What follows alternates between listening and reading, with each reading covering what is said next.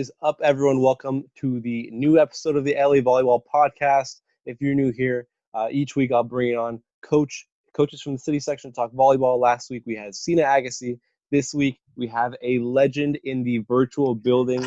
My goodness, it's so good to get this guy in. He won a city section title with the ECR girls team in 2015. He's compiled an overall record of 214 wins and 114 losses as head coach for the Van Nuys Wolves, as well as 6 league championships. We can't forget those. Over 10 years with the Van Nuys Wolves. My old mentor and now friend, Dave Chae. Thanks for coming on. Thanks for having me. This is awesome. Man, I've never been on a podcast before, so. Yeah. First of all, during this quarantine, what have you been doing to pass the time? A lot of teaching, a lot of phone calls home, asking parents where their kids are, if they're messing around or not. Just doing a lot of that. And I've been online on the computer so much. And, my eyes are getting a little tired and droopy, especially, I'm teaching summer school as well. So that's 4 hours of just keeping track of kids, just doing their work as well. So yeah, just been busy with that. And we actually had some relatives over. I know we're not supposed to do that, but we've been quarantined for 3 months now. So it was good to see some people and new faces. I think it might be a sign that volleyball needs you back, my man. I hope, yeah, maybe, So going into your volleyball background, I know your sister played volleyball. She was a great volleyball player at Van Nuys. Is that how you got into volleyball? Oh, definitely. My sister was super competitive. Her name was Connie. She was a 3-time All-City, and then she got a scholarship, Division I, to St. John's, and she ended up being like all Big East there. But when we were younger, we didn't have like a volleyball net or anything like that, so we would just put some string and tie them across and tie them with trees, and then we would just play like one-on-one volleyball. So bump set spike, and that's how I got my ball control down.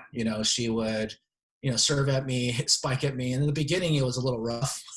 She was super athletic and super strong, but I started picking it up at the end. I don't think she'll admit that, but I started picking it up and I started beating her at the end. So yeah.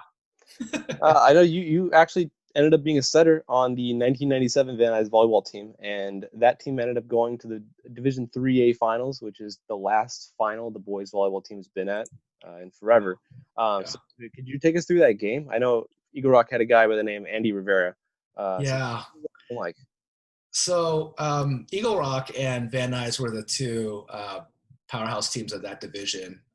Andy Rivera, just to kind of tell you about him, I remember he was doing blocking drills or warm-ups, and he would touch the top of the antenna easily. Like it was just like nothing, and the year before, I think in 96, I remember just watching as a JV player, he got set, 20 straight times, and he had 18 kills out of those 20 times. So it was something crazy where we couldn't handle him. He was just so dominant. And in the 97 year, when we lost to Eagle Rock, he, in the beginning, maybe in game 1, within the maybe like 6th, 7th point, he 6-packed our outside hitter at the 10-foot line. And so that kind of set the tone for the rest of the game. And I think from that point, I don't think we had a chance to win. So, but for my role in that team, I was actually the backup setter for that team. And we actually, our coach somehow messed up the rotations in game 2, and I was able to play a little bit more. And I got, I think, 3 assists that set. And I remember just like feeling really good about myself. Just kind of, I remember just getting a lot of confidence from that game. So, but yeah, I was a bench warmer. I was a backup DS. I played here and there. But 99 was when I graduated, and yeah, it was just a fun experience just to be around the Eagle Rock team and the Van Nuys team that year. So I know soon after you graduated, I know you did start coaching. So what kind of got you into that? I love sports in general. I love baseball, and my dream, I was never really like that athlete that dreamed about making the last shot or anything like that, but I did love like the organization of it. I wanted to be I always wanted to be the manager I always wanted to be the person who would organize, like the manager. The gym floor was clean. I don't know why that attracted me. Like my dream job actually is to be the groundskeeper for the Dodgers. So that might be, like just to kind of rake the dirt. And I kind of understood it. Coaching was always just a natural fit for me. I loved the X's and O's, but I also love just organizing and doing all the paperwork, just making sure that everybody's happy, putting trips together. And I love doing that. So it's pretty much how I started. So that's how I got into coaching. Mhm. Right. So when you figured you wanted to be a coach, what kind of how did you get the Van Nuys job? So I met a guy named Dave Bessler. I actually knew him from when I was going to high school, and he was my sister's coach as well. And just talking to him, I knew I wanted to be a teacher, and so that was probably the best way to get in is to at least just start with just being a walk-on coach, and yeah, just going from there. And then Dave Bessler introduced me to the principal at the time, who was Rob Thompson, and yeah, we were able to get an agreement. So I just coached the boys team starting in 04, so 2004. Yeah. How did your first 3-4 seasons go? So the first one was kind of rough. I must say it was. I think we barely made the playoffs. We were the 14th. So at the time they changed to I think Invitational and City, and we were the 14th seed of the Invitational. So we maybe won 2 league games that first year. I had a lot of team drama. My best player was he was up and down. He would stop coming to practice. He would come to practice. It was just that year was really difficult, and I was kind of questioning myself whether I wanted to do this coaching thing or not that year. But then the one good thing that happened that year was we were the 14th seed, and not to stick it to Will Reinhardt, but we were able to actually pull off a 5-setter against the number 3 seed Verdugo. And then, so we were down, I think, 14-10 in the 5th set. We won the first 2 sets, then we lost the next 2, and then we were down 14-10. And I think I called a timeout. And I remember seeing their kids breakdance and everything, and they were all celebrating and all happy. And then all of a sudden, we just ran out 6 straight points to win the game. So that was probably the lone highlight that year. Because the rest of the season was just not that good. But then as the years went on, the second year, we made it to the city bracket, which was a 16th seed. We got smoked by Grant, Howard Kahn, and Ian Lee. I don't know if you guys remember them, but they were legends at Grant. So we got smoked there. And then finally, by the 3rd and 4th year, in the 4th year, we were able to make it to the semis. We were the 13th seed that year too, actually, and then we were able to beat El Camino and Silmar to get to the semis that year. So good times. It was a really tough stretch, but I had some really good players during those first 4 years, and I wish I knew more, and I wish I had more knowledge, just kind of understanding the game more. But I had some really good students in those first 3 or 4 years. It seems as if towards the kind of halfway point and on, your teams have always been top 10. What was the key to your guys' success? I attribute to the players, and I don't say that as just to say that, but for me, like I never coached club. We never had any. I mean, we had versions of club, but we never had like a formal version of it. And so what a lot of students did was they just went to the open gyms. They went to a Grace Church to play in those those open gyms. They would play outside in like the picnic areas. I would see them peppering in the middle of the quad at Van Nuys, and then the balls would be hitting like the administrators, but they wouldn't care. They would keep playing, and there was just a genuine love for the game, from those players. So, and I'm probably thinking that like Van Nuys kids are just really dedicated. Once they find something, they're really dedicated to their craft, and so I had a lot of good talent, over you could say from James Sean to like Joe Ha, Billy Jung, Frank Lee, I had so many good superstars, and it's too bad that we couldn't win a championship, but at the same time, it was just a thrill. And so, but a lot of the players that I had, they just found ways to play the sport. They couldn't afford club, and so they did whatever they could to just improve their game. So if they knew that they were going to be in the starting lineup next year, I mean, you saw them like working out together. They were lifting weights. They were running every day, and so it just came kind of easy for me, you know. So a lot of the talent that I had they were just self-motivated. So. You mentioned Dave Bessler. I know he's a big name for those of you who don't know. He did great things with the girls' teams. But what was it like working with him, and what kind of things did you learn from him? You know, Dave Bessler thinks outside the box, and that's what I learned a lot from him. His drills are not like their typical, you know, just throw the ball over the net and have people bump set and spike. He did a lot of, you know, moving around. He did a lot of, I mean, students were the number of touches that each student had, um, the warm-ups that he put together, and just even the workouts. He knew so much about the sport. But one thing I learned about Dave Bessler was just, yeah, his strategy was amazing. So there was one time where we were playing, I guess it's a secret of Van Nuys, but, and people don't know why we do this, but we were playing, I remember, I think it was like Moore Park, and they had maybe, their starting lineup was like 6'1", 6'2", and this is on the girls' side. And our team was maybe, I don't know, like 5'6". You know, our tallest player was maybe like 5'8". And all we did was we served the ball. We looked at the ceiling and we saw how high the ceiling was. And we served the ball as high as we could so we could get every single team out of system.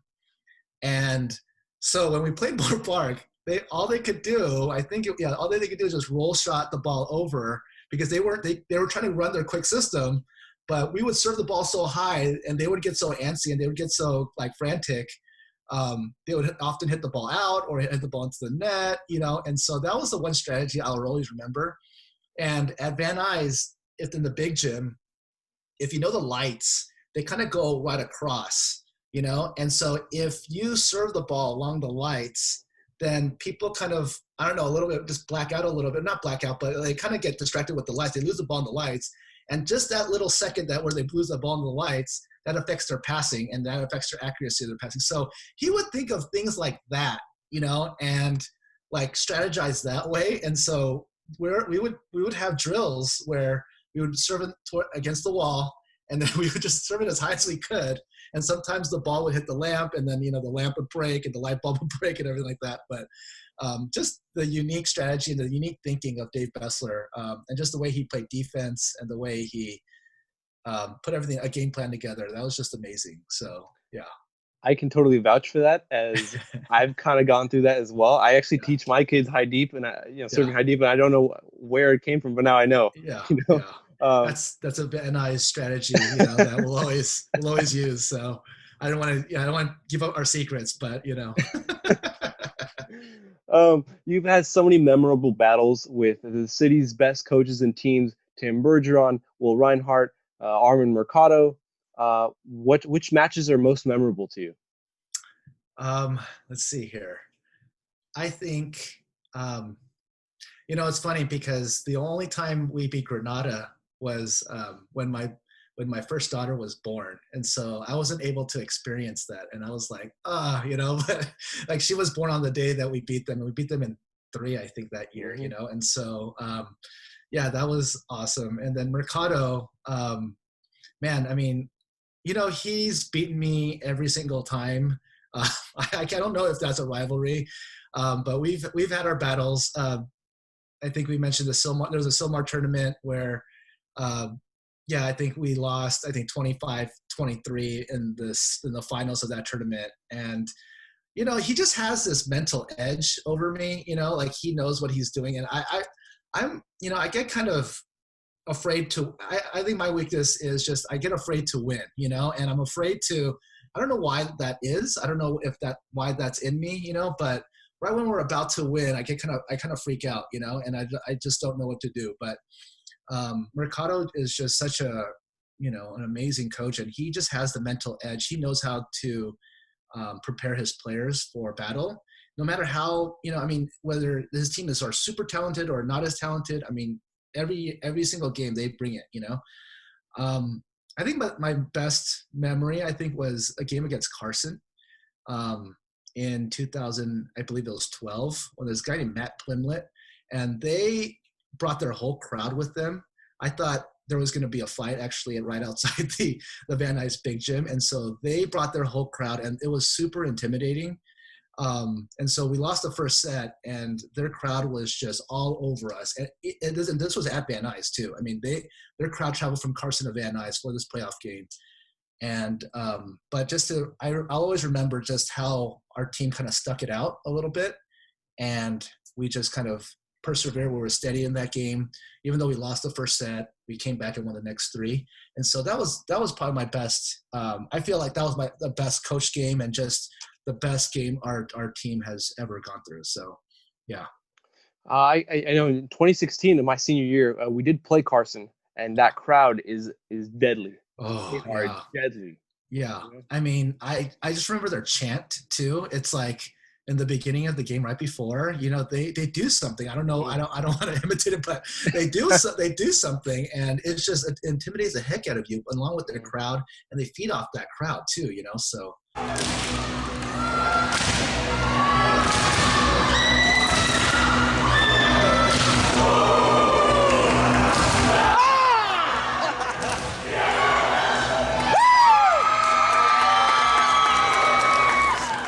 Yeah. Who are some other teams in the city that you admire? Oh, I mean, definitely Eagle Rock. Tim Bergeron. I can't believe he's still there. He is a tremendous coach. He is just so dedicated to his players. And the best thing about Tim is his values. I mean, he's not into the money. He just genuinely loves his kids, his students, and his players. Just the game by itself too. And so I really, really appreciate him. Carson, obviously, Ralph, Gerald, those guys were obviously really good. And then Will Reinhardt and Verdugo, his crowds were pretty tough too. Man, I mean, I'll always remember there was this one guy. I think we were in another year, we were up like 24-20, and I think he came back and beat us 24-26. And I remember a guy like just kept doing this to me and to all our players, and our players just couldn't move after a while, and they started celebrating on the court. And yeah, but I love Will. I think he's like a mentor of mine. I respect him so much, and I miss him. So I talked to him. I used to talk to him a lot during those volleyball days. So those programs, Silmar, Sohail, Mashoud, Dave Lurtzman, Bob Thompson. Man, I mean, those guys were so solid. In the past. Bob Thompson was there forever. I mean, he was there for like 30, 35 years. Yeah, I could go on and on. There's so many good coaches. Sophia from Narbonne, man. I mean, she's so sweet, man. She told me she was going to stop too. So I think a lot of us coaches always tell each other that we're going to stop, and then we end up staying for a long time. Jeff Laidlaw, Cleveland, solid guy. Yeah, I mean, there's so many good people out there. Tom Harp, obviously, I don't think I need to mention him, but he is so just consistent, and just has a good program there. So I could rave about so many different programs. And Jason Carbonell, Canoga Park, man, he's just such a solid guy. Those guys and his teams are so classy, so nice. Yeah, you meet the best people in volleyball. So everybody's just so easygoing, and we love each other, and I think they're all friends on Facebook and Instagram and stuff. So it's good to see that. I know even my players, you may go to an open gym here and there, and they'll start becoming friends with kids from those other teams. And Yeah. back then, I don't know if it was so much of a thing. It was kind of like a rivalry, and there was some beef going on. But Yeah, nowadays, I don't see that that much of that going on. So it's cool to see our kids get along, as well as our coaches get along. for sure. I know you did say Bessler had some great drills that would keep everybody moving and with multiple touches. And this is kind of a Tim Bergeron-esque question, right? But what were your favorite drills back when you were coaching? So there's this one drill that I love doing, and it's a little crazy, but I put 6 on defense, and what I do is I just keep throwing balls into play, and I put it wherever there's like an open spot. So if they're like in their base defense, I try to throw one in the middle, and then I try to throw it in the corner, and then I try to throw it. So that way, there's a lot of communication.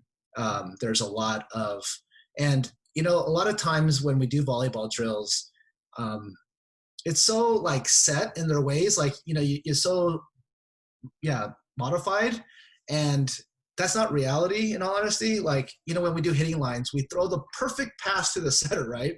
And then the setter sets the ball, but 90% of the time, the setter's not going to get a perfect pass, right? And so we tend to do drills, and I think a lot of Bessler, what Bessler taught me is we have to modify our drills so that they're practicing out of system all the time, And when you do that in practice, I think there's a lot of change in the game. When you have to modify and just like, throw an exact free ball to like area 6, and then they set and and the center gets a perfect pass. Obviously, a good amount of times they're going to be successful, right? But a lot of times, they're not getting a good pass. So then what do you do when they're out of system? And I think I had to learn that like year 4 or 5, where I was kind of like, why aren't the kids not learning anything? Or why aren't my plays working? And it's because, like we don't know what to do out of system. And I think as long as coaches train for that, people could kind of figure out like, hey, and kids can figure out, hey, how to think outside the box. Well, if we're in this situation, what do we do? If we're in this situation, what do we do? And so I love just throwing balls in, just keep playing. And even if there's like 4 balls at one time going on, it's like, and the kids are just messing up. That's okay, because they're always just constantly thinking about what to do. And so, I think the success comes because I'm just throwing balls in and I'm just driving them crazy. But when they're frantic, well, what do you do? And so how do you calm down in those situations? And I think that's what practices have to be. So. In terms of strategy, what kind of system did you run, and what kind of changes did you make to your offense, defense, according to certain teams? So in 2010, I believe, when we lost to Palisades in the semis, I took that year hard. It was such a tough year, and I remember some of my players kind of telling me, our system was too simple. We were just doing a 4-1-5, system, and obviously I love 5-1. I don't go to anything else. I used to try to do 6-2. I've done versions of it, but I'm a huge proponent of one setter and just everybody just getting used to one setter. But yeah, after 2010, that's when I kind of had to go back to the drawing board and go, what, there's some things that I have to change, because I had a really talented team and we should have won the city title that year, and we didn't, so, and we lost in 4 and we were never really prepared for that, and so, I took that year hard. And since that point, actually, so I've just been doing a lot more back row attacks, a lot more just combo plays, a lot more like huts. And actually a guy named, I don't know if you remember Reynald Garcia, but he was actually a huge inspiration for me. I don't think he knows this. I haven't really told him, but he actually taught me a lot. He played club that year, and then he started implementing a lot of different plays on his own with his setter without me knowing that year. And so him and Brian Brand really did a good job just kind of like teaching me, all my players were teaching me like, hey, we need to run these. And so it took a lot of humility in that. I was so humbled, and from that point on, from 11, 12, and 13 in Van Nuys, I really felt that, even though we didn't win the championship, I felt like I got the most out of my players, kind of thing. Like we went as far as we could, so, and so I felt confident with that. And even since that point, so I'm a huge proponent of, I was actually, before I was all defense. I thought defense would win, you always hear that, right? Defense wins championships, defense wins, but in volleyball, it actually doesn't. It does to a certain extent. It gets you to, I always say, it always gets you to 20 points, right? Where a good defense will get you to 20 points, but it's really your offense that will get you from 20 to 25, And so if you don't have set plays from 20 to 25, when you're trying to close out a game. And so, I kind of wondered even, I kept wondering, like, why do I keep losing 25-23? Like, what's going on with our system? Like, is it because we're choking. That's the easy way out, just to kind of say we're chokers, right? I don't think it was that. It was more because our system was so simple and we couldn't really get anything going. And so when we had to drop a play, we couldn't trick anybody. It was just a very basic system. And so I take the blame on that, because I mean, there were so many games we could have won, but we kept losing 25-23, and so our system was way too simple. And so I'm a huge believer on like X plays, whatever play you could, inside fours, outside fours, huts, whatever you call them, or reds, whatever. I don't know. People call them all these different names now, but I think I got more into that. And once you kind of implement more of those strategies, slides, Bessler actually taught me a lot about slides. That's a huge play. And the back one, I love the back one. And I'm a huge proponent, and I think a lot of people make fun of me for this, but I love running a one at the 10-foot line. So if, let's just say the pass is on the 10-foot line, I love just shooting that one in and just kind of getting some kind of junky hit in there. That way it just messes up their defense, and messes up the other team's defense. So those are some of the things. Yeah. Reynald Garcia and Brian Brand, two very intelligent guys that I learned a lot from as well. Yeah. So it's great to hear those names come up. You mentioned you were also a teacher, right? We also used to hang out in your room all the time. And at lunchtime, that was the place to hang. What were some of the main principles you taught your kids every single year? I really was huge on just responsibility, and just being good people. I really wanted, our kids to be like, just really good, honest citizens, and just genuine people. To be in the community, of people around them. And what's cool is, I mean, now that I've been out of, I left Van Nuys like 7 years ago, and in the last like 15 to 20 years, you follow all the students on Facebook, and it's cool to see like people like being involved in the community, people, going out on protests with the Black Lives Matter movement, and I love the Van Nuys student, and even the El Camino student. They're all in for, social justice. And it's really cool to see a lot of people, just whatever they believe in, they are huge advocates for that. And even if like they're making a lot of money, there are people they're awesome family people. I've seen some people who are married and they have 2 or 3 kids, and it's good to see them, just grow in that. So I'm just a huge believer too in hard work. And the Van Nuys kid and the El Camino kid, they were both just hard workers, So, I mean, they came into practice every day. They were on time. And so I love that about the student, especially the volleyball student. I felt like we had, we were lucky to have students who really just love to do the right thing, So I didn't have too many issues overall with students, but just the main principles were pretty much like work hard and be good people, to be an influence to the community. Mm-hmm. I had Jacob Lee go to UCLA just last year, right? Great kid. So Van Nuys kids definitely go into school, with the target of going to a good college and setting up their life. And he wasn't the only one. I think we had 3 or 4 other kids go to those big time universities. So definitely a line of success comes from our school. Oh, yeah. So you mentioned stuff that you kind of lacked in those years. You also mentioned things that Dave Bessler taught you in some of your favorite drills. How would you describe your coaching style?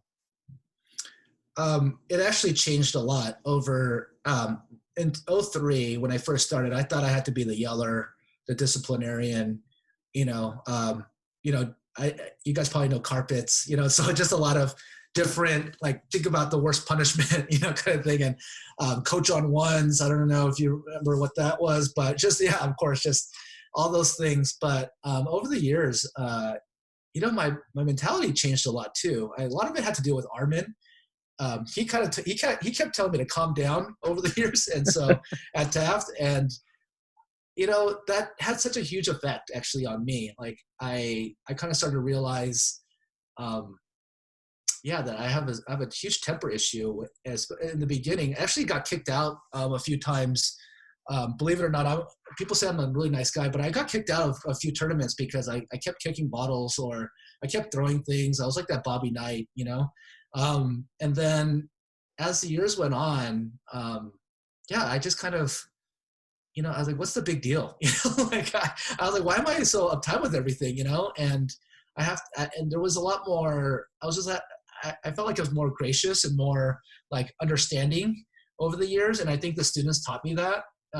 And I think part of it too was just a humbling experience. Like, hey, I need to learn from the students just as much as they need to learn from me. You know, so that took a while to understand. But even at El Camino, I'm actually part of the. I was actually part of the Alt Ed program, and you know, you can always criticize students or, oh, you know what, they don't study, they don't do anything. And you could, you know, generation gap, whatever, they're soft, whatever, you know, there's so many things to say about students. But I think the huge thing for me was, you know, I learned so much from them. A lot of the students, you know, they didn't come from the same privileged background that I did, you know, and, you know, the stuff that they have to go through at home is just so different from how I grew up, you know? So, yeah, these last 15, 20 years have just been a huge, just eye-opening experience.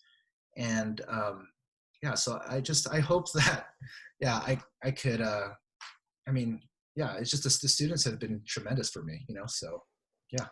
Armin Mercado seems to be a recurring theme when it comes to calming down and being a guru. I know Will and Yeah, Cena both mentioned yeah, that this guy is just the all-knowing guru who is just calm all the time. for sure. Will did mention one time when he kind of ticked them off, you know, he light the flame, and that was Will's moment for that match, even though they lost. Yeah, Um, but you know, Armin Mercado is a great guy. I hope they get him on here sometime soon so we can figure for out what sure. his secret is, because I He's, I'm dying to know, man. yeah. I mean, I think his secret is pretty much be steady, be calm, you know, and love your players. You know, he's such a huge players coach. And I picked his brain many times, you know, and you know, and then when he loses, hey, next day, you know, like let's move on. You know, he didn't dwell on it, and it's so easy to dwell on a loss. You know, especially I've been known for, you know, dwelling on losses. I'm actually I take it pretty hard. Whenever we lost in the playoffs, I would have to actually go to a McDonald's and get a Happy Meal, and then watch a few episodes of either Friends or Fresh Prince of Bel Air to kind of make myself feel better. But yeah, I mean, he's definitely just, hey, next day, let's take care of business, so on and so forth. You know. I talked with Cena and Will about the difficulty and skill in the leagues, and I know you coached in both the Valley Mission League and the West Valley League, though at probably a different time, you know, a little earlier Yeah. than someone like Cena. But what were the differences in skill level between the two leagues? So, I mean, you definitely see, you know, more skill level in the West Valley. I mean, there's so many different, and not everybody in the West Valley plays club or anything like that. But I think it's a tribute to the coaches who work hard with the, you know, the students. And I mean, I don't know, socioeconomic, whatever. I mean, there's definitely more. I felt like the talent level was definitely more just tougher in the West Valley League. I mean, you have the Granadas, the Tafts, you know, the Chatsworths of the world, the Clevelands. I mean, all six teams, you know, have talent, you know. So El Camino, I mean, and El Camino has a club culture though too, and so they're used to playing year round. They're used to, you know, and I feel like it's a cultural thing more than anything. You know, I felt like, yeah, I mean, club was more emphasized in the West Valley, but there's definitely like teams like Taft. I know not everybody plays club, you know, so, but at the same time, like, you know, when you had Van Nuys, I think um, they weren't, a lot of the students there didn't play sports before volleyball. And then they finally got introduced to ball, and then they just committed from day one, starting in ninth grade, you know? So I think it's just a matter of when the students start playing sports. You know, I remember a lot of students just didn't know how to hit a volleyball, and we just based tryouts on just potential. We didn't know, like, we just had to kind of take a guess on who could be good and who could, you know, who's not going to be as good, you know? So yeah, it's just a cultural, I don't know if it's a cultural or if it's just, yeah, just the way things are. But I noticed that in like West Valley, more students played sports before, whereas like let's say Valley Mission, a lot of students didn't play sports before high school, and then I think volleyball was probably their first experience with sports. So I know the West Valley is starting to be a little bit more of a club scene with I know Alyssa Lee's got West Edge out there, yeah, SoCal Legends for Sina Agassi. So yeah, I think more kids are starting to get into that club scene. I think it's a good thing. yes, I don't think it's so much a good thing for us if we don't have those kids playing club, but we always want the best kids in our program. But again, just like you, open gyms all the time. Our kids will go, and it may not be the best in terms of the skill level right, in the matches, but any touch is a touch. right, So exactly. having my kids go to play open gym is a great thing. I want to pick your brain a little bit, and this is a little bit from Renee Lopez and Tim Bergeron. But in 2009, 2010, the talk of the town was Van Nuys and Taft, right? So you guys had, just to name a few guys, right? So Jacob Johnson, Steve Hadawar, brother of the famous Hadawar sisters from Van Nuys, who won Yes, back-to-back championships. yeah, Deshaun Green, Reynald, as we mentioned, Brian Brand. Taft had Kenny Moeller, Anthony Stepanov, and the behemoth that was Scott Sanders, yes, right? So that season, you guys had swept Granada Hills, as you mentioned, and also beaten ECR in 5 sets. yeah, Even Agassi mentioned a team like Brophy from the Las Vegas tournament. You guys actually beat them as well, yeah, yeah, right? yes, So it all kind of came down to the Somar tournament finals, right? I think you mentioned that a little earlier in the pod. I did. But that was the match to decide who would be the number 1 seed in the playoffs, I believe, right? Yeah. And it seemed like everything was going well everything was going your way for you guys. Could you take us through that match? Yeah, we were. I definitely remember us being up, and I think we were up like 16-12 at one point, and then Taft rolled maybe like 5 straight points, and for some reason, the hardest thing for a coach sometimes is to know when to call a timeout. And I don't remember the specifics of the whole match, but I do remember even referees kind of implying, hey, you should call a timeout right now, and I didn't because I was taking the bigger perspective of that, like, hey, I want our team to kind of figure out how to get out of this. And but I mean, as I alluded to earlier, we didn't have too many extra plays to kind of go to. And that's why I felt kind of responsible that year of not doing well, and so I remember, I mean, I think Taft was very solid, they were very good too, but I just remember they just gained momentum, they scored 5 straight points, and then they just took it from there, and then we lost 25-23. It was a very close match, but and the year before that too, Scott Sanders, we played Taft in the quarterfinals that year, and in the 5th set, Scott Sanders, I think got set like 10 straight times, and he got like 7 kills, out of that too. So, yeah, I think there was definitely a rivalry, and there was definitely like something to, there's some kind of revenge factor.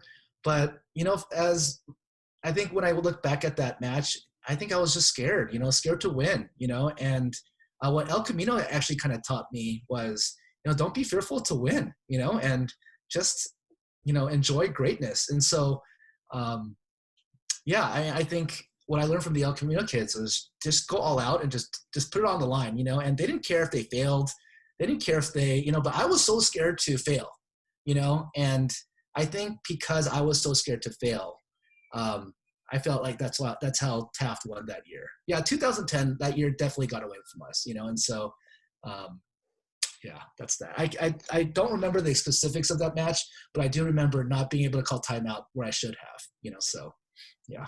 Moving a little forward into that year, playoff time, you guys had breezed your way through Marshall, right? Mm-hmm. Soundly beat a well-coached Carson team, Yeah. In 4, Yeah. and had arrived at the semifinals for the first time in forever. Yeah. Right. Palisades had a player by the name of Kenny Izuchukwu. Yeah. Right. He went on to play at UCLA. I think you guys had home court advantage, correct? We did, and that year, again, as mentioned before, we just didn't have a good system going. But at the same time, too, I don't know if we were prepared. It was one of those things like we couldn't get our monkey off the back because we've just been stuck in the semifinals for so many years. And we just didn't know how to get past that round, But Izuchuku, I mean, if you saw him play, his feet touched the bottom of the net. He jumped so high. I remember Jacob Johnson is a pretty good blocker, and I remember seeing his head over that block, So we couldn't really stop him, but at the same time, we kind of did it to ourselves. We missed 20 serves that game, and that was probably the worst serve match that we had, over. And so I felt like if we missed maybe 15 of those instead of 20, we probably could have taken at least the match to 5. But I think that moment was a little bit too big for us, and I kind of take the blame for that because, again, like I think I was afraid to win and I was afraid to be successful. So I know that team was actually really good. Could you just mention some of the players and some of their skills from that team? That 2010? Yeah. Yeah, so I mean, Jacob Johnson, as you mentioned before, he was a setter, just a solid guy. He was in like chorus and had so many different talents, but he managed that, and he was a straight A student, went to BYU. But yeah, he was a setter, maybe like, I think he was maybe 5'11", 6 feet tall. And then Deshaun Green, he was a football player, but he ended up loving volleyball. He ended up playing for Moore Park. Stephen Hadawar, as you mentioned. I had this guy, Robin De La Rosa. He was a libero the year before. And Brian and him were kind of switching spots that year. And both those guys could have, I mean, they could play defense. Their defense was so solid. I had a guy in Kenny Mai, super smart student. And yeah, I mean, one of the guys that gets underappreciated. But yeah, and then Dennis Cabrera, just a quick middle blocker, he just hustled like crazy, So, and then mentioned Reynald, and then I had a lot of good guys on the bench too. A guy named Vernell Cruz that year. Unfortunately, he actually suffered this nasty bone bruise on his hand, where in volleyball, I think he was blocking somebody, and then when the ball hit him, one of his bones popped out of his skin, and so he had to kind of sit out a lot of the season, and then when he came back, he was kind of, he was one of those guys, those gamers, those gym rats who kept going to open gyms, but he couldn't play as much. It's such a talented team, So, and then we had a guy named Armin, who was a backup setter. He could have started for 90% of the LA City teams, So, yeah, and we had our share of jump servers. We had our share of, just good defensive players. We had an all-around, really just well-rounded team. And I think if we ran a better system, we were that close. I felt like if we ran a better system and if we made our serves when it counted, I think we would have definitely won that year. So. I know it was a tough year. I even talked to Brian about it today. But I even see Vernell sometimes at open gym. He's still playing. Yeah. Guy's buff now. He's pretty super buff. Yeah, super buff, super motivated. Yeah, he's like he could be like a motivational speaker, So yeah. Oh, he's a great guy. But I know, how much we want success for our kids. So I know how much that lost my mentee. We just lost in the semifinals last year to Venice, so I can kind of relate. Yeah. Right. So 2011 and 12, Van Nuys ended their season in the quarterfinals to Granada Hills and Taft, both in 4 sets. Right. Of course, still producing lots of talent. Deshaun Green, as you mentioned. I know J.C. Camilleri was there. Yeah. Great outside hitter. 2013 seemed to be another golden year for Van Nuys. Mm-hmm. Right, you guys went 12-0 in the Valley Mission League, right? And you guys played in 4 tournaments, one of which was the Hawaii tournament. Yeah. Right, and now not many teams go to this tournament. I know Somar would later go in 2017-18. ECR would go in 2019, and we were actually scheduled to go this past season before coronavirus kind of ruined our plans. But what was Hawaii like?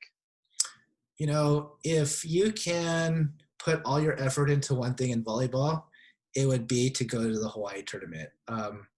And there's a different feel for volleyball in Hawaii as opposed to the States, the mainland, they treat volleyball like basketball there. I mean, it is one of the most popular sports. People around this community are always scoping out different volleyball players. And so I know it's a lot of money. I know it takes a lot of fundraising. I had a budget of nothing at Van Nuys, and we did it, So, and especially with the economy, I encourage every single team out there, if you could go one time and if you have a really special team and you go one time, I encourage you to do it. And the reason for that is the people out in Hawaii, like they're super nice as is, right? And then they just love volleyball, and then they'll do anything for you. And then they gave us a luau. They gave us like balls too, like as a gift. We got an award, and just a feel for volleyball. I mean, they take it so seriously, and that you want to you rise up to the challenge, And so, I was just really grateful for that experience. But I think the best part about it is the people and how much they take care of you when you're out there. We were able to go to a University of Hawaii volleyball match, and then we were on the TV screens, like goofing around, and they just gave us so much, and just the experience. And when we were at Van Nuys, no one came to our games. It was hard to. And then like a lot of times the games would start at period 6, and then the PE class would just sit in the gym, and then when the bell rings, like the gym would just empty out. In Hawaii, every game is crowded, it's packed, and even though they didn't know anything about us, they packed the gym, and the people wanted to see us play. Like, where's Van Nuys from? And they would probably look it up on their phones, kind of track down where Van Nuys, California is. And, they'd probably read up on us and they would know things about us because they would look us up on like Max Preps, and then they would talk to us about it, So there was just a genuine love for the game there. And you can't experience that in LA, because LA is so, LA is great, but it's just so spread out with everything. Like there's all types of people here, but volleyball in Hawaii is just so special. And like they treat you like a superstar, like you're a pro sports player. So they looked up things about me. They were kind of like, hey, you're from LA. You had a sister who played. I was like shocked at like what they knew. It was kind of scary, But but I just really appreciated the people there, and obviously the setting is amazing. But the people out there, they're just so nice. So. I know Cena mentioned with his time at Hawaii, people here, they play basketball, at the park, they'll soccer and all that stuff. But over there, you go to the beach, everyone's playing volleyball. Yep. Right. Yep. So I know that it was kind of like that for you guys as well. You guys won the Eddie Hamada Award, which was the award, I believe, for teamwork and excellence. Yeah. Right. So what was the competition like in that actual tournament? Oh, so intense. I forget what the player's name was, but I remember there was this one player who got into UCLA, and he I don't know if he's playing for them. I don't think he's playing for them anymore. But he stood out like crazy, and man, we had a hard time with him because they just kept sending him the ball back row, fours, even middle shots. Like they just sent him every single time. And but we took him to 3, and we lost, I think, to them 18-16 or something like that. But I think that match was special because a lot of their parents came over to us, and they were just like, mad props to you guys. You guys, you try to handle, and for every kill that he made, we were matching up with them, and it was so special to kind of go through that, and so the competition, there's Punahou, which we saw, we didn't get to play them, but they were amazing. They had, like, everybody was like 6'5", and just, their wrists, I always look at people's wrists, and their wrists were huge, and so, and then there were, the teams who were smaller, the teams that were just gritty and just played defense like crazy. I noticed in Hawaii, they don't have as many good middle blockers, but they have a lot of excellent setters and outside hitters. So, which was kind of funny, and the liberos, obviously. But yeah, Hawaii's teams were amazing. And the best part about Hawaii too, I forgot to mention, is they have a lot of smaller kids involved with like being the water girl, water boy kind of thing. And that was cool to watch because, usually, and they want to be a part of the team, and, they were hanging out with the team and everything like that. So that was cool to watch and cool to see. So, but in terms of competition, it's just like, playing like Miracosta, it's just like playing, Newport Harbor, all those teams. So, yeah. I know Punahou probably had Micah Ma'a back then. And I think they had Kapona Faye as well. I'm not sure, but those two guys ended up playing Hawaii and UCLA, who, all Americans out there. So that's crazy. That's crazy. Just to think you guys played against that kind of talent, right? I mentioned 2013 being one of those golden years, right? same teams were in the conversation: Taft, Granada, Pally, ECR, Carson.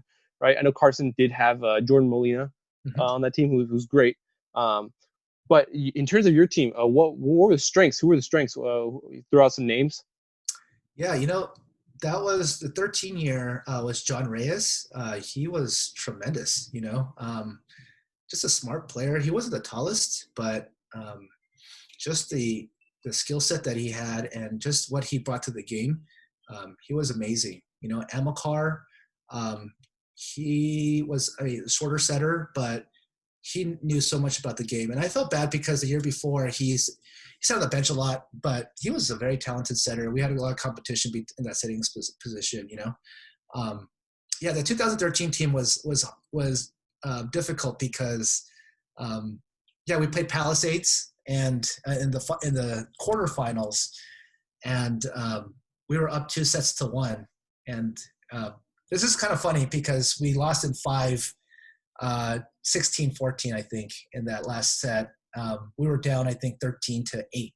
We came back and we were up 14-13, and then we lost 16-14, And but that was kind of like a summary of like my Van Nuys career, like we were there, we were right there. And it was funny because that's how my career ended at Van Nuys. We could take anybody to 5. We could stretch everybody out, but at the end we just kind of fell a little short, And I just felt like that was kind of a funny symbol of that year. But that year was, Nick Kushner, great player, just good outside hitter. Jonathan Berman, middle blocker. All these guys, even Berman didn't even play volleyball for too long. I think that was the second year playing the varsity team, So, that was an awesome year. But I might have to throw in another name. James Choi was absolutely yes, that guy jumps so high. Yeah. And James Choi, actually, the year before that, he was an outside hitter. He was kind of one of those guys like, up and down, he didn't come to practice all the time, but he had so much talent. And so the next year, that 13 year, we transitioned him to middle blocker. And man, he jumped out of the gym and he had some amazing kills, during that match, against Palisades. And I forgot to mention Miguel Ramirez, he lefty. He played he was a middle blocker the year before.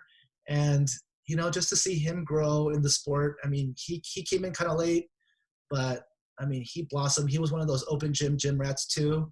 And he just pulled together, so again, like I feel bad because we had so many good teams, and it's like 10 years of good straight, like really good teams, and we just couldn't win a title, so but yeah. I still talk to John Reyes today. I know he came to our alumni game. I still keep in contact with him. Nice. He's doing well. I know Miguel's out there in Hawaii doing his thing. So all these guys, they're great guys. I am actually upset that we didn't win a championship with that team, considering we were the 7th seed. But we had the skill of a 1 or 2 seed. Right. Which is crazy. And the reason why we were, we kind of messed up at the end. We think we played a tournament right before, and then I think the Saturday before, and then we had to play Narbonne, and then we drove all the way to Narbonne, and there's like this lull, like, whenever, no excuses or anything like that, but whenever you have to go from, that part of town, like the Torrance part of town, and going all the way up to the valley, man, there's like this lull where you're on the bus ride for so long. And that's what happened with us. I think we lost to Narbonne that year, the Monday before the playoff seeding. And then we were scheduled to be like the number 3 or number 4 seed. And then we ended up switching spots with Narbonne that year. So that's why we caught Palisades at the quarterfinals. So, yeah. I want to dwell on, go into a little bit of that 2013 year. I know we played Eagle Rock at the Van Nuys tournament, right? And that was a pretty big match, I believe, even though Eagle Rock was Division 2 or 3, right? But Eagle Rock had some pretty good players. Do you remember that match? I do remember the Van Nuys tournament. I do remember, them beating us that tournament. I do. So, that's because one of our passers they were absent, or they had to leave early to that tournament, and so Tim, being the smart guy that he is, picked on the guy that wasn't my regular libero or my regular position player at the time. So I think in that one rotation they scored like 10 straight points. So, but I give him credit for beating us that year. Yeah, for sure. mentioning Liberos, I have to throw in names E04 and Jonathan Sheon. Great guys Yeah, as well. no, for sure. Jonathan Cheon, he didn't play the year before, uh, and then he came back and his senior year, and he just tore it up. So he was a very emotional guy. He was very, but I think his emotions kind of carried him to great things. And so yeah, it's funny because he didn't get to play that year before, and then all of a sudden he becomes a starting libero. So. Yeah, that was awesome. Those guys were tremendous. As we move into the time you ended at Van Nuys, you began to think about the decision to move to a different school and coach. Yeah.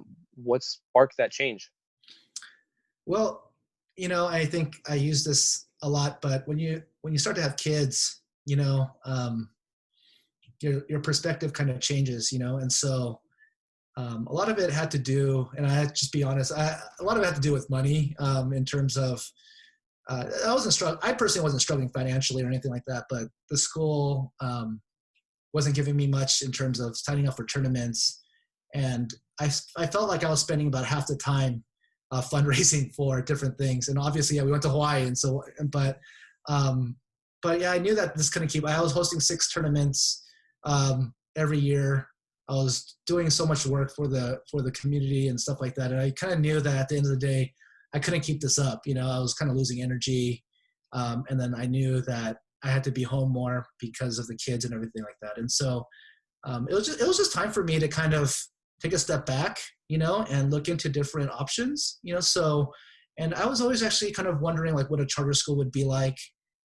Why is this charter movement getting bigger and bigger? And these last 7 years have been challenging. Being in a different environment, like outside of the district. But for the most part, I've been really blessed, and just, when life kind of comes at you, it's just one of those things like maybe take a break from volleyball and then sooner or later come back to it. So that's where I'm at right now. I know it wasn't very easy for you. I know you told us that a day went by, another day went by. Oh, I'm coming back, and then a day went by, day went by. Oh, I'm not coming back. Yeah. So I know that must have hadn't couldn't have been easy for you. Yeah. But how was your first year ECR, and what was switching schools like? Yeah, it was definitely a different environment. It felt like starting all over at Van Nuys. That first year was really rough. I think we won 1 game in league that year. It just was kind of a reflection of like what happened at Van Nuys my first year.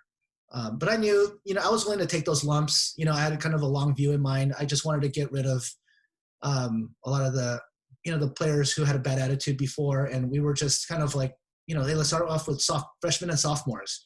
And so that group was just a bunch of freshmen and sophomores that we just kind of, and I was like, we're just going to, if we lose, we lose, we win, we win. I just kind of came with a no lose attitude, and just, and I knew how to handle that better.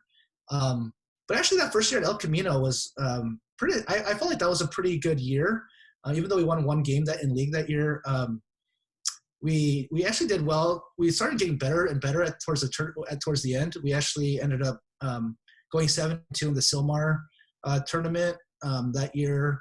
And then we ended up beating some pretty good teams outside of our league. And then we won a round of playoffs, and even with that year, I've always had actually a bad luck of injuries, or bad string of injuries. And our setter, Chris Corsino, he played a soccer game or something like that at a park, and he actually ended up breaking his hand.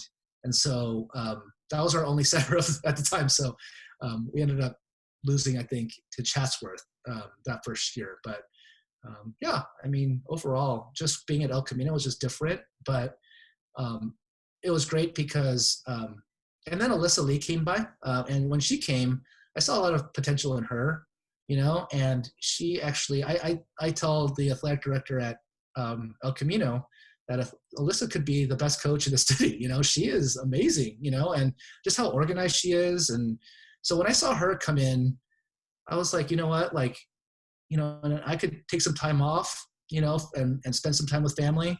And so she came in and filled in the shoes, and she's done a really good job. And now she's coaching the teams. And she has that West Edge. And so everything's going well for her. So it ended up being a really good move. I know you had some pretty good young talent. You mentioned you had freshmen, sophomores, right? Sean McPherson, Oh, Justin Curtis, James Warnick, just some names to throw out there, and even a little sophomore John McNally, right? yeah. Who ended up being city champions in 2016. So Yeah. what was that first season like? I know you said it was rough. You only Yeah. won one game, but how were those games? Were those games close, or were they just like you guys were getting wrecked? We were getting wrecked in the beginning, um, and then we started finally getting it together, and then that's when Chris Corsino hurt his wrist, you know. But John McNally is just such a genuine person. He's just so committed to um, just his craft, and now I'm glad he's coaching too. So and then Justin Curtis, man, what an awesome person. You know, he ended up going to I forget I forget what university he went to, but he was just such a awesome, nice guy. You know, and then Cole, I don't know if you remember him. He was like 6'6", you know, just crazy talented, crazy strong. He was a middle blocker when we first started, and then kind of, and then he ended up being an outside hitter. So just so much talent. James Wernick, man, I mean, we thought that he was really slow for a middle blocker, but then he was just so tall. Like his reach, his wingspan was so crazy. He would end up making up for that, you know. And Sean McPherson, again, the life of the team.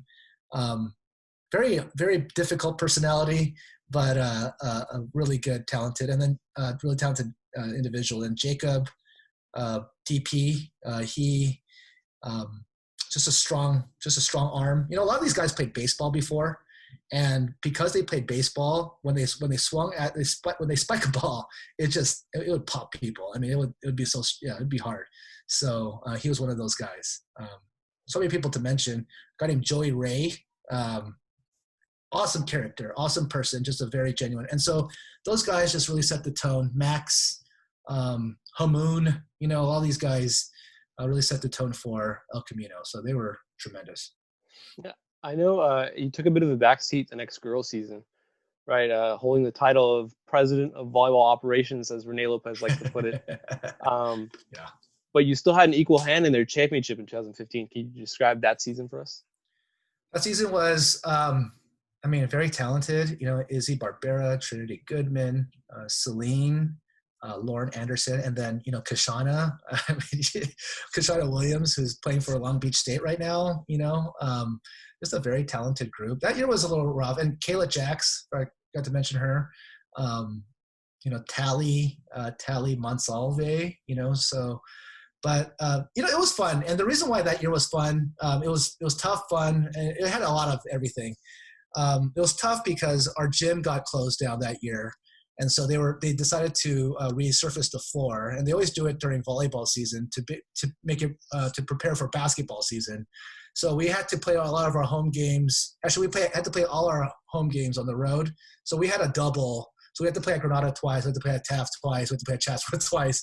And to add insult to injury, when we had a home game, we had to also prepare the manager also, and so they had to do the book and everything like that. So it was a rough year that way. So the reason why I ended up taking a back seat was just to kind of prepare all the practice schedules, to make sure that everything was organized, make sure that everything was, you know, like we went to Taft in the mornings that year. We woke up at 5 a.m. or we had practice at 5 a.m. and we would end at 7. Then they would prepare a bus for us from, you know, Taft to El Camino, and they would drive us that way. Man, that was rough. And then, or we would have a practice at night from like 8 to 10 or 7 to 9 at Canoga Park. Both Jason Carbonell and Armin Mercado were instrumental in getting us the gym during those times. So, yeah, I think the reason why I had to kind of take a back seat was just to make sure that I was working with the athletic director and making sure that everything was just okay, you know, and yeah, it was, and then make sure that the coaches that were there, we had a coach named Ian Lee, awesome coach, I trusted him. We had a coach named Howard Kahn, and then Jen Pascal, like all 3 of them were former varsity coaches, and so it was good to team up with them and to kind of work together with them, you know. So, but then yeah, that year was fun because it was just so talented. I mean, we didn't have to do much. It was just yeah, they played club. They were really committed to the game. And they knew a lot, so yeah, all those girls were just amazing. It was at this point you decided to take a back seat uh, completely, right Mhm. after this year. What made you choose you wanted to take a break? So a lot of things, again, I go personally, just ended up happening. Just, I actually had a death of a child, to kind of come up, and so, um, and then because of that, actually, I've kind of used that as, hey, I need to spend time with my family. I need to, not every day is, so it's just lessons like that come up, and um, I just need to spend more time with my family and my friends and just kind of take a backseat with this. Not to say that volleyball is not important or anything like that, but it just kind of made me realize, I need to focus on what I have in front of me. And I don't have my kids for very long. They're going to be, when they're 18, they're going to move out of the house. And my oldest is already 10, and so, and she's, growing, she's going to be in fifth grade. And so that kind of, that year after we won the championship, I was kind of like, that was my goal, just to win a championship. And then, like I could kind of, and part of it too was Alyssa was there, and she had a lot of energy. She had a lot of talent, and I didn't want to, hold that back either, so Alyssa made it really easy for me to kind of go, what, if she's going to take over this program and she's going to do everything, why don't we just give it to her? And then when the time comes, I'll be back. I really want to come back. I'm itching to kind of come back to volleyball. It's a part of me, but it definitely, I've used these last 4 or 5 years to really, just hang out with my family. And so it's been good. More recently, you coached the JV Calabasas team and also assisted for the varsity Calabasas team. Yeah. Can you take us through what those seasons were like? That ended up being one of my best experiences. Surprisingly, like I didn't know what to expect. I never, I didn't know what Calabasas was like. I don't know anything about Calabasas, even though it's right next to El Camino and Woodland Hills. But they didn't win a game. So I ended up coaching middle of September, and their season started maybe like August, and they didn't win a game, and then we didn't win maybe for the next 2-3 weeks, and then all of a sudden something clicked, and they started picking it up, and we ended up winning like about, I think, 5 or 6 league games, that year. So and yeah, I mean, Molly Gallenberg, amazing setter. It's just a great example. Nina, there's all these girls that I just remember, and they were just genuine girls too, and they love playing the game. And so in the beginning they were kind of aloof. They didn't really care, I think part of it was like, they were just kind of protective. It was just like a protective mechanism for them because they were losing so much. But I think once they started getting a taste of that winning, they started picking it up. So we ended up winning. We ended up getting like second or third in league.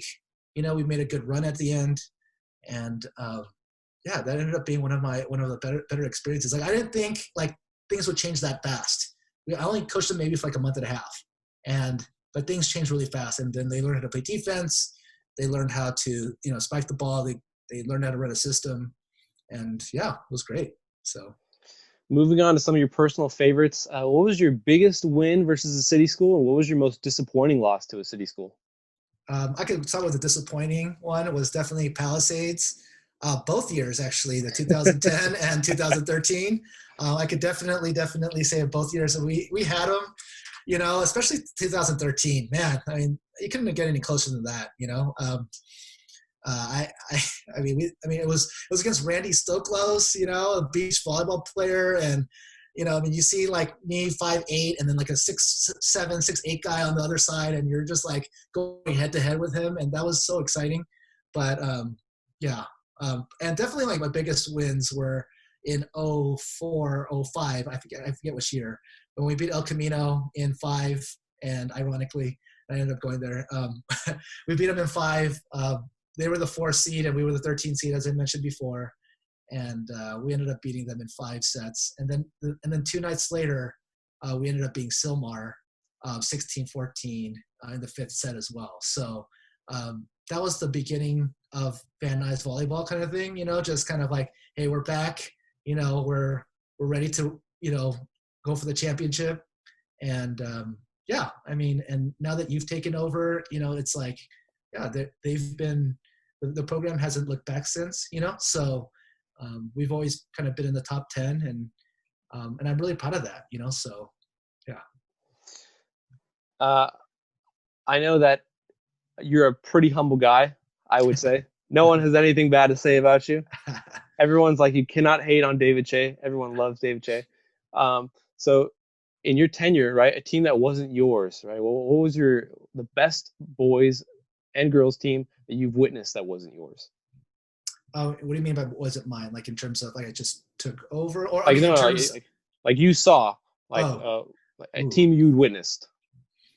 I think when we lost to Granada after we beat Silmar and El Camino, that team was they smoked us. They smoked us pretty good, and that team was loaded. I don't remember. I remember Andrew Pitters, I think, was on that team.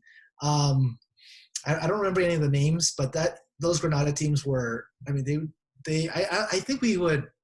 I think we scored maybe like 8 or 9 points, something like that, out of 25, against them. So Granada has always been good. And then even on the girls' side, they had Levanon, and then I mean, even you just look across Granada's history, they had Sarah Haggy, tremendous lefty. She was maybe like 6'5", 6'6", so I just I think of the Granada teams, and the Taft teams were always good too, and especially like in the 03, 04 era. They were Samantha Potter. I remember her. I think she was an actress too, a well-rounded individual, and so she, just I mean, her arm was so heavy, like she was just swinging the ball away, So. And then I can't remember. I think even Van Nuys, if you look at Bessler's teams in the 2000s, actually, when I was in high school, the 96 team, the team that ended up being ineligible in the playoffs, that team, all 6 girls went to a D1 program. There was a girl named Angela Eckmeyer who ended up playing for UCLA, Melody Eckmeyer, who ended up playing for Hawaii, and then a setter named Peggy Hongthong, who she ended up playing for New Mexico. And then Sharon Foster, I think she was playing for some school in New York. I forget what that was called, but yeah, I mean, that team was loaded. And I remember being the manager of that team and just being the scorekeeper. And I was just like mesmerized, like, whoa, this team is loaded, And so I remember them playing the boys team that year, and they would beat us, So I mean, that's how good they were, So yeah. So you're considered a city veteran to almost everyone, To those who don't know you, they probably don't, but everyone who knows you definitely does. So for the young people out there, in your opinion, who are some of the best boys players in girls? I mean, you actually kind of mentioned girls players, but boys players that the best boys players you've seen during your time. Oh man, there's so many of them. I think Kenny Moeller from Taft. I could say that, Cena. He I saw him play for a little bit. He was pretty talented, and he was just committed, to. I think of Scott Sanders. A lot of the names are escaping me now. It's been such a long time. Chris Suarez from Verdugo Hills. He ended up playing for CSUN, and I think he's one of the liberos there. But even though he wasn't as tall, man, he was a smart hitter. Knew where to place the ball, knew where to go. He's so good, and so I follow him on Facebook. There's another guy. His name is escaping me. I think he's coaching for Verdugo right now. But I forget what his name was. But yeah, I'm just going. I'm forgetting his name. But Bobby, is it Bobby? Forgetting his name. But yeah, he was really good too. So, man, I can't remember a lot of these names. I'm getting old. But yeah, I mean, Jordan Molina from, I mean, he was a one-man show. I remember him playing in Vegas, and I think we were up 13-9, and then he just scored the last 6 points and then won the game for them. So he was crazy. He jumped out of the gym. So yeah. I know Will Reinhardt and I also talked about Cesar Medina. Uh-huh. I know you got to mention that guy. That guy is Yeah. amazing. Yeah. Do you have anything you want to say to some of your alumni, former players? Man, I miss them. I miss any player who that played for me. And uh, just to kind of actually we had a little reunion with them maybe like about 6-7 months ago. It was just good to see everybody. To see like, hey, like Jed Marmarol. He's a real estate agent. Third, he's coaching with you, and just to kind of see him. John Reyes, JC, he's one of my financial advisors now. So man, and Minnie Vu, she's getting married soon. Just to see her grow, and just to follow her on Instagram. Yeah, I do troll everybody. Not troll, but I do follow everybody on Instagram. Barbara Mendoza, Jasmine Shen, Vivian Nguyen, all those, Lindsay Taub, Alyssa Woodbury. I haven't mentioned her actually. She was one of the best middle blockers that I came across. We just sat her all the time, and she just tore it up. Karen Loera, she transferred from Grant. So yeah, just such a, I look back at all these people, and that I've been able to come across, and just they're amazing. And I keep saying that they're amazing, but I just love that. I think Karen went to like Africa to do some community service out there, or to do some outreach, and just to see that kind of stuff going on. They're not just about all partiers, even though a lot of them party. Yeah, they're good people. JR, to see him grow too. JR Martinez. So yeah, I miss them, and I wish them the best. Keep in contact. So keep in touch. Last question for you. What would it take for you to come back? Well, we'll see. We'll see how it goes. I have to see, my family situation. So, yeah, I'm in the middle of the transition too. Again, I left El Camino, and now I'm working with a school called iLead, and so I do have some time, but I have to see how this job goes, and I have to kind of make some adjustments, and then we'll see how my kids are. But yeah, I think within the next few years, I do want to make some sort of comeback, maybe as a JV coach, just to kind of, and then start off as a JV coach and then work my way up as a varsity coach. So we'll see. Van Nuys is always dear to my heart. So we'll see. I'm glad. I'm scared now. You're good enough for my job, man. It's crazy. No, never. As long as you want it, you can have it. I'm not even. Trust me. So, real question: Where would you want to coach? What are some of your places you want to coach at? I've been thinking about going to the junior college, arena. I do want to try that, but I know that takes up a lot of time. So I'm trying to balance, my family life, and so I don't want to spend a lot of my time recruiting, and I just want to kind of just be in the game again. And so I think if there's a school out of Santa Clarita that'll take me, I'll do it. But and I'm applying to become a ref this coming year, so maybe just to start off with that, and then we'll see what options there are. I would maybe want to coach a club too. Yeah, so I'm keeping my options open right now, and I'm probably not going to decide anything until maybe later this year. So until COVID kind of goes away. Well, Van Nuys would be very lucky to have you again. Everyone, that's Dave Chae, Van Nuys legend, City Section legend. Thanks for watching. We'll be back here next week with a new coach, so check in next week to make sure you find out who that is. Like and subscribe. We'll see you next week. Thanks, guys. Thank you.